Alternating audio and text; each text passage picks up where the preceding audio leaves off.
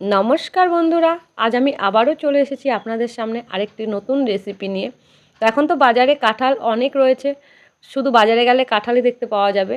তো এই কাঁঠালেরই একটা সিম্পল রেসিপি নিয়ে এসেছি, কিন্তু খেতে খুব অসাধারণ। তো দেখুন, কাঁঠাল বানানোর জন্য আমি নিয়ে এসেছি কাঁঠালগুলো আমি কেটে নিয়েছি। আর আমার এখানে লাগবে ছোলা। আজকে ছোলা দিয়ে কাঁঠাল বানাবো। তো এই ছোলাগুলো আমি একটু সেদ্ধ করে নেবো। তার জন্য আমি দেখুন গ্যাসের ওপরে জল গরম বসিয়ে দিয়েছি। এই জলে ছোলাগুলো একটু ভাপিয়ে নেব। দিয়ে দেবো সামান্য পরিমাণ নুনটা দিয়ে আমি একটু ভাপিয়ে নেব। ছোলাটা আমার ওভারনাইট ভেজানো ছিল, আর এখানে আমি 60% মতন কুক করে নিলাম। জলটা এমনভাবে দেবেন যাতে জল আর ছোলা একসাথেই সেদ্ধ হয়। দেখুন, এবার এটা আমি নামিয়ে গ্যাসের ওপরে কড়াইটা বসিয়ে দিলাম। কড়াইটা গরম হতে দেবো। কড়াইটা আমার গরম হয়ে গেছে, এবার আমি দিয়ে দেবো তেল। দেখুন, এখানে আমি কিছু গরম মশলা নিয়ে নিয়েছি, 2 এলাচ, 2 লবঙ্গ, দারচিনি, 2 তেজপাতা আর একটা শুকনো লঙ্কা। এগুলো আমি তেলের ওপরে দিয়ে দেবো। আগে গরম মশলাটা দিয়ে দিলাম, শুকনো লঙ্কা দিয়ে দিলাম, আর দিয়ে দিলাম তেজপাতা, জিরে ফোড়ন। নাড়িয়ে নেবো। এই ছোলাগুলো দিয়ে দেবো।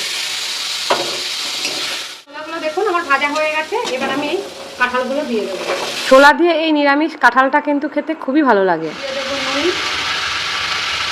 আর দিয়ে দেবো হলুদ। টমেটো লাগবে, আর এখানে 5টা লঙ্কা নিয়েছি। এগুলো আমি পেস্ট করে নেব। তো এগুলো আমি পেস্ট করে নিয়ে আসি। এগুলো টমেটোটা আমি একটু কেটে দেবো। তো দেখুন, আমি এটা পেস্ট করে নিয়ে এসেছি। এবার এই পেস্টটা আমি এর মধ্যে দিয়ে দেবো। আমার এটা ভাজা হয়ে গেছে। নাড়িয়ে নেব। দিয়ে দেবো জিরের গুঁড়ো, আদা বাটা, আমার ফ্রিজে বাটা ছিল, মিক্সি ধুয়ে একটু জল দিয়ে দিলাম। এবার এটা ভালো করে কষিয়ে নিতে হবে মশলাটাকে। কষানো হয়ে গেছে। এবার আমি এর মধ্যে দিয়ে দেবো জল। নাড়িয়ে নেব। আর একটু জল আমার লাগবে, কারণ এটা সেদ্ধ হবে। তো দেখুন, এরকম ডোবা ডোবা অবস্থায় জল দিতে হবে, কারণ আমার এঁচোড়টা সেদ্ধ হতে লাগবে, এই কাঁঠালটাকে সেদ্ধ হতে লাগবে। ওই জন্য ডোবা ডোবা অবস্থায় জল দিয়ে দেবেন, তাহলে কি পারফেক্টভাবে সেদ্ধ হবে। তো এটা একটু ফুটে উঠুক, তারপরে আমি ঢাকা দেবো। দেখুন, এটা ফুটতে লেগে গেছে। এবার আমি মিডিয়াম আঁচে এটা ঢাকা দিয়ে রেখে দেবো যতক্ষণ না সেদ্ধ। আমি ঢাকনাটা খুলে দেখে নেব এটা আমার সেদ্ধ হয়েছে কিনা। এটা মিনিট 15 হয়ে গেছে। দেখুন সেদ্ধ হয়ে গেছে, বীজগুলো ডিভাইড হয়ে যাচ্ছে। দেখুন সেদ্ধ হয়ে গেছে। এবার আমি এর মধ্যে দিয়ে দেবো একটু চিনি। তো এটা নিরামিষ তরকারি, ওই জন্য একটু চিনিটা লাগবে। 1 চামচ চিনি আমি দিয়ে দিলাম। এটা মিশিয়ে নেব। যেহেতু নিরামিষ তরকারি, কাঁঠালে একটু চিনিটা বেশি লাগে। এরপরে আপনার যে যেরকম খায় আর কি। তো এটা একটু খুন্তি দিয়ে বা হাতা দিয়ে একটু ভেঙে দেবেন, একটু মাখো মাখো বলে জিনিসটা দেখতে ভালো লাগে। দেখুন, এখানে আমি নিয়ে নিয়েছি 1 চামচ চালের গুঁড়ো। এটাকে বাইন্ডিং করবে। তো এর মধ্যে দিয়ে দেবো সামান্য জল, একটু জাস্ট গুলে নেব। গোলাটা আমার হয়ে গেছে। এবার আমি এটা আস্তে আস্তে এর মধ্যে ঢেলে দেবো।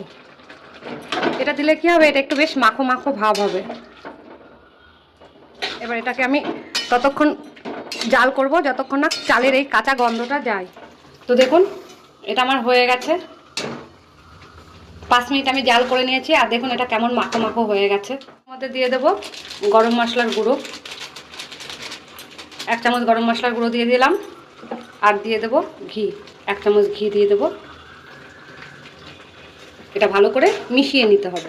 তো দেখুন, মেশানোটা আমার কমপ্লিট হয়ে গেল। এবার আমি এটা ঢেলে নেব।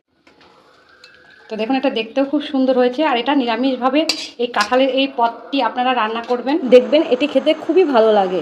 তো ভিডিওটা এতক্ষণ দেখার জন্য অনেক ধন্যবাদ। ভিডিওটাকে অনেক অনেক করে লাইক করুন, শেয়ার করুন, আর এই চ্যানেলটিকে সাবস্ক্রাইব করে রাখুন, যাতে আগামী ভিডিওগুলো আপনারা খুব সহজে আর তাড়াতাড়ি পেয়ে যান।